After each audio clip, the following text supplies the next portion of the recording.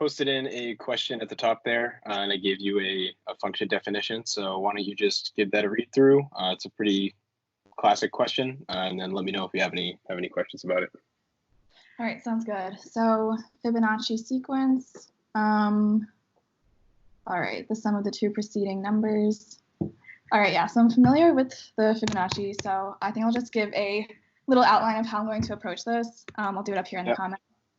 So we know that the Fibonacci sequence is 0, 1, 1, 2, 3, 5, 8, 13, etc. So that's our sequence. And then we need to find the Fibonacci at a certain n. So then our n is going to be like our indexes. So I'm just going to write that here. 0, 1, 2, 3, 4, 5, 6, 7. Okay, so looks like we're going to come up with a iterative way to return the Fibonacci sequence element at a certain index, being one of these numbers. So the way I'm going to do this is I'll start with the recursive method, and if needed, we can also do iterative. So the idea behind this is with the recursive method, I'm going to have two base cases. So base case 1 is going to be if n is 0. So if n is 0, then we're going to return 0 because that's the first index. And then if n, we'll say base, wow, can't type, base case 2, if n is 1, then we know that the sequence number is 1. Oh, not 13, yeah. So those are two base cases.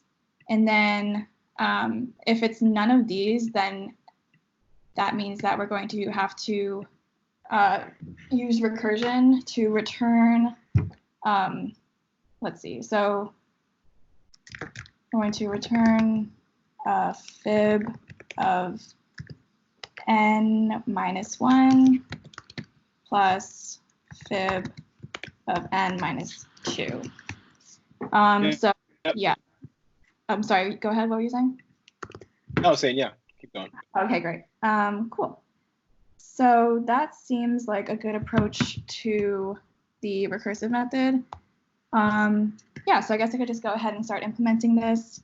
I'm going to have an if statement for our base case. So I'm going to say base case 1, and if n equals 0, then return 0. Next up, if n is 1, then we will return 1 as our sequence number. And then for any other case, if it's neither of those, then we're going to return fib of n minus 1 and add that to the one before that, which was n minus 2. I don't need this. Let's see. Okay. So yeah, this would make sense. Just something to note is that this probably doesn't have a great runtime because we're making two recursive calls here. So just something to keep as far as a real life implementation. So what would be the runtime for this? So the runtime, since for every recursive step, we're making two recursive calls. So it would be 2 to the power n for the time complexity. And then for the space complexity, well, we're not creating any new variables and we're not storing anything. So would it be 0 space? Yeah, so if you said constant space, like I see where you're coming from. Technically, just given like the call stack, I believe this would be linear, but I wouldn't, don't worry, I would accept constant time just because, you know, the call stack isn't usually something we consider when we talk about the space complexity. But so yeah, you got the 2 to the n, though. That's usually pretty tough to see. So this is definitely clean in terms of, you know, how much code you have to write. But, you know, as soon as n gets even just a little bit big, it's going to take quite a while to run. And we're calling, you know, we have quite a bit of function calls as well. So so this is a good start. So now what about you mentioned like there's an iterative approach, right? Yeah, so I can do that one too. Okay. Sure, let's go ahead. So with the iterative approach, it's similar idea. So we'll have, well, in the same way that we had base cases here, we're going to have two if statements just to do an initial test for the iterative type. Yeah. So we're going to say if n is, well, this would apply if n is 0 or 1. So we'll just say if n is less than or equal to, less than or equal to 1, then we will just return n. Return n. Yep. Yeah, because then in that way it just lines up with whatever n is. Yeah, it makes sense. Right. Yeah. So you could have done that for the other one too, but it's cleaner not to. Yeah. Oh, okay, perfect. Yeah, so we'll also do another if statement. So if n is 2, then we just know that we don't have to do any additional steps, and we'll just return 1, just to make it run a little bit faster without having to jump into the looping action. So n is 2, return 1. And then we're going to have a for loop that updates our current and the past two previous numbers with every iteration.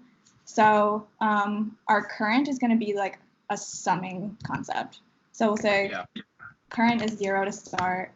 And then since we took care of these first two cases, the next possible option is that n is 3. So we're going to start at n equals 3. And that means that if we're at the third index, then the prior two numbers are 1 and 1. So we'll have two numbers that say like previous one is 1, and then a separate one that says previous, say 2, is also 1. Okay. So these are going to get incremented as we go through. And then we'll have this is all just pseudocode for now, but yeah, so we're going to have a for loop, and it's going to start at, say, int I. It's going to start at 3 because like how I took care of these few. It's going to go to the size of n, I is less than equal to n, and for each time we're going to increment. And within this for loop, we're going to say that the current is equal to the sum of the prior two, just by the definition of Fibonacci. And then as we move through, we're going to have to update what current is. So, well, no, current is going to be actually the result. So we don't want to update current exactly. Current is updated here. So instead, we're going to update what previous 1 and previous 2 are, because we're moving through. So previous 2 is going to be what previous 1 was before. Yeah, that makes sense. And then previous 1 is going to take on what current was prior. So just to explain what I'm doing here, we have 0, 1, 1, 2, 3, 5, 8, 13, yeah. So say we're starting here at index number 3. So our current is the sum of these prior two. So this would be our previous 1, and that'd be our previous 2. So current is the sum of 1 plus 1, 2. And then for the next time around, we're going to say previous 2 takes on what previous 1 was before, which is this one. And then previous 1 is going to be what our current is right now, which is this 2. So we're going to use those two to calculate what would then be 3 for the next time. Yeah, so we're going to loop through, and then at the end of all this, we'll just return the answer to the Fibonacci, which is current. So yeah, that's a little bit of some pseudocode. And nice. Yeah, I can go ahead and start implementing this based on. Yeah, you can probably copy paste a lot of it in there too. Yeah, okay. So I'll say int fib, what is this? Iterative, yeah. And we're going to take in n. So, or in. Yep. And we are going to say our base cases. So if n is less than or equal to 1. Nope, that is not what I meant to say. Then we're going to just return n. Oops. And our next base case is if n is equal to 2, then we'll just return 1 because we know the answer to that. And then next up, we are going to have to do the current, previous, all that. So we can copy and paste in this. We need some brackets. And I'll just have to initialize everything.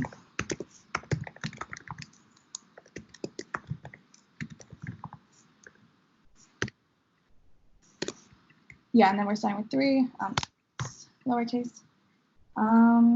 Yeah, so then we're going to return the current so that the person can get the answer that they asked for in the first place. So that's that. Brackets match up. And yeah, I think we'd be all set with this then. All right. Just check out how you're initializing your variables there. Oh, right. Okay. Yeah, we need to set them equal to the value. So that would be 0. This will be 1. And this is also 1 for the condition that I is after. Yeah, well, this looks good. So now in terms of for this one, the time, what's going to be the runtime for this? So runtime, let's see. I think it would be the order of n because even though we took care of 3 of the cases, it still would be like constant time, or not constant time. It'd still be like n magnitude, so n. And then, okay, and then what about space? Space, we created 3 new variables, so it would be 3 only, I think. Yeah, 3.